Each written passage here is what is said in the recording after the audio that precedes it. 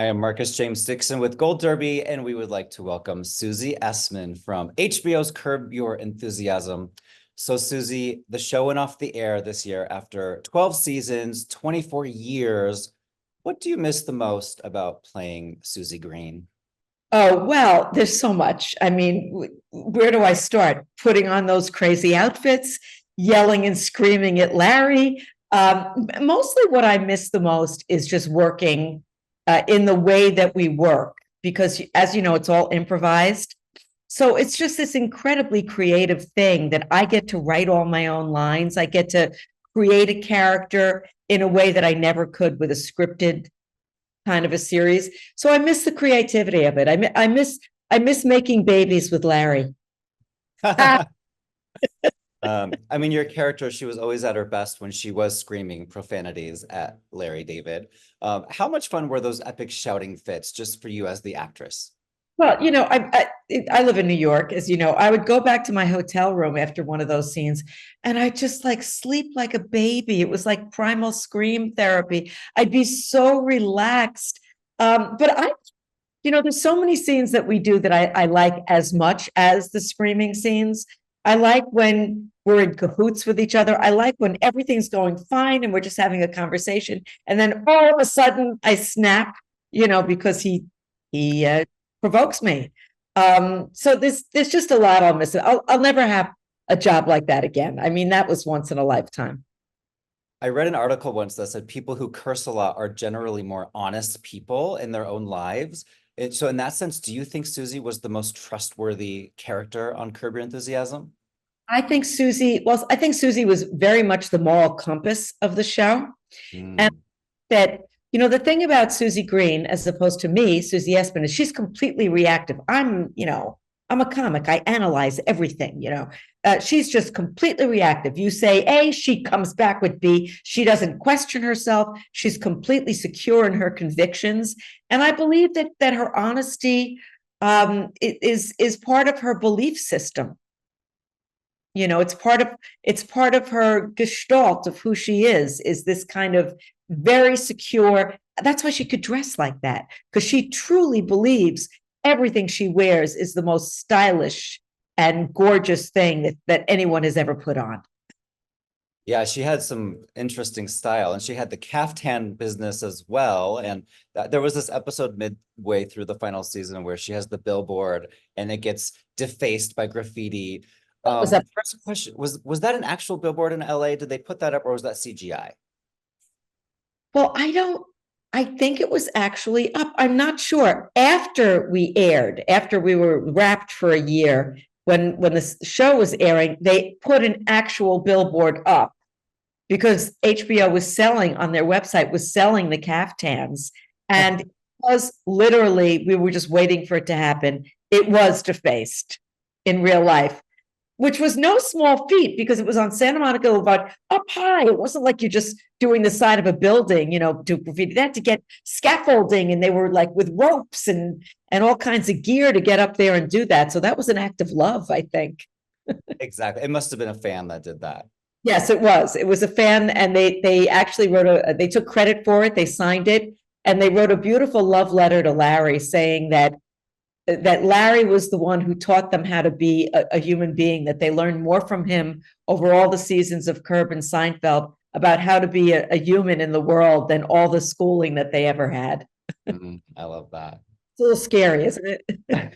Scary in a good way. Yeah.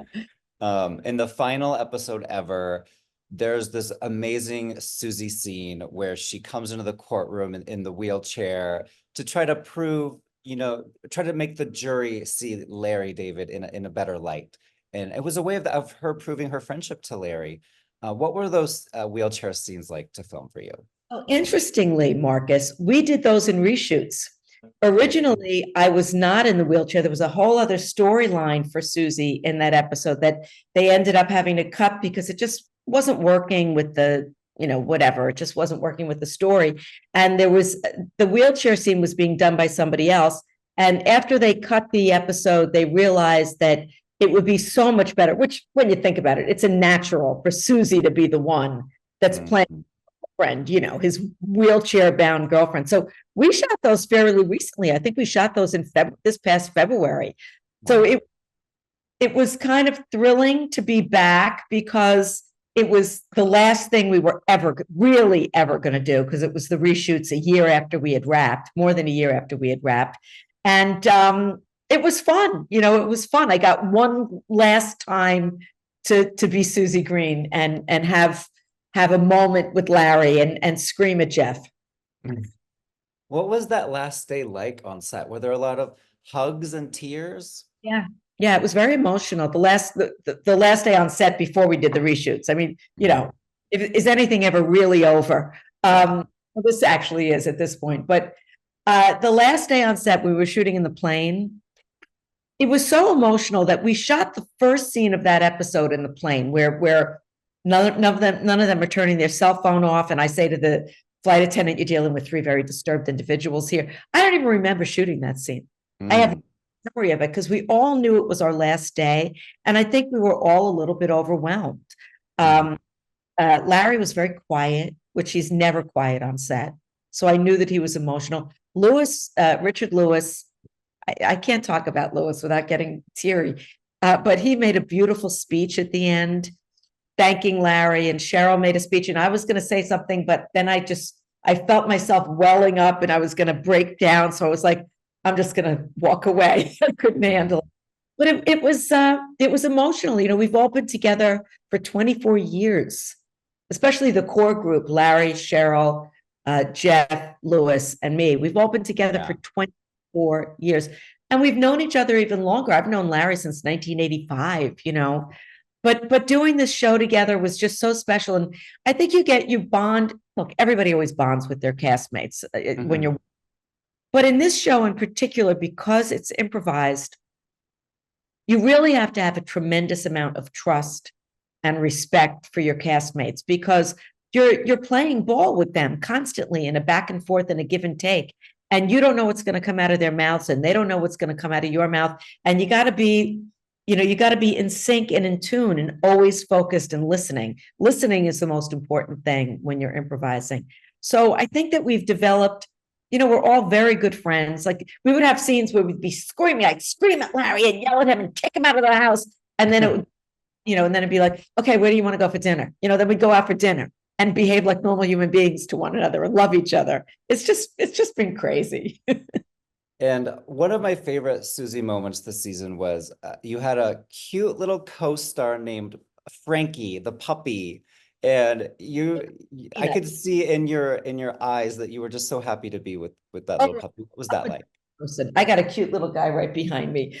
Yeah, Peanut was Frankie. Peanut, he was adorable, and I would get excited every time I would see the call sheet and I would say, "Oh, it's a scene with Frankie." I would get so excited to go to set that I got to be with a puppy all day.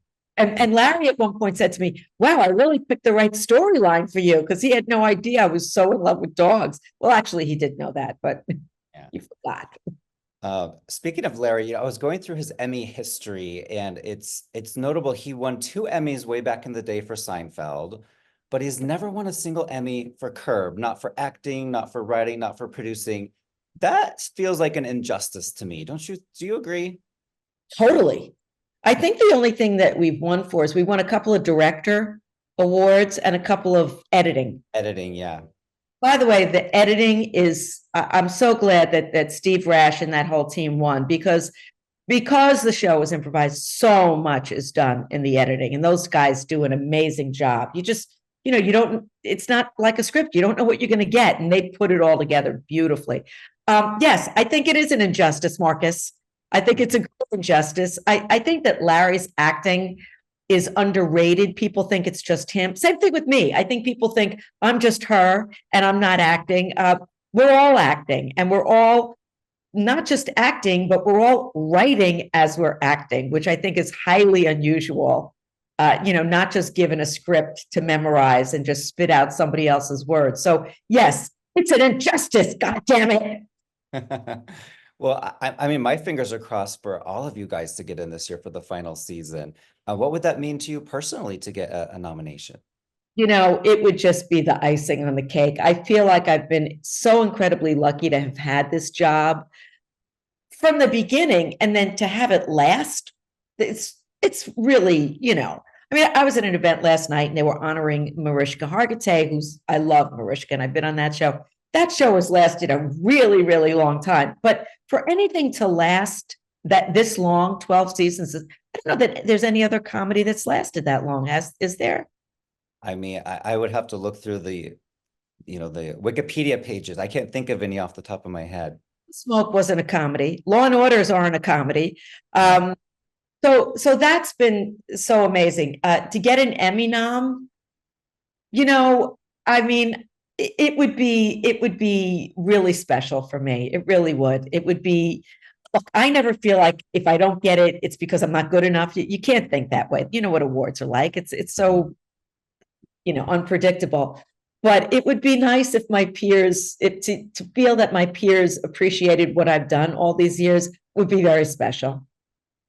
And Curb Your Enthusiasm has gone on hiatuses before, sometimes for many years. And how would you feel if 5, 10 years from now, Larry calls you and says, "Hey, Susie, get ready. We're doing it again." We'll be so old. I think that I would look, Larry's one of my best friends, and he's one of my favorite people in the entire world. And I would do anything in the world for him. If he asked me to come back, I'm back. But I don't think it's going to happen, quite honestly. I feel, and people have asked me this, why? It's just a feeling I have. When he finished after season 8 and he called me and said it's over, and it was over for 6 years, I knew it wasn't over. I just wasn't over. I knew he wasn't done. I knew he was taking a break to do other things. Now it feels different, especially with Lewis dying.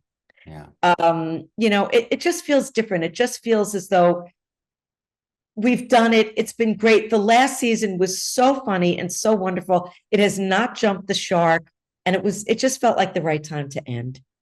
And I have to say the finale was one of my favorite finales of all time, especially the way it mirrored the Seinfeld finale, obviously, but then took a twist at the end. And the scene where Larry and Jerry are walking down the hallway, they're like, "Why didn't we end our show this way?"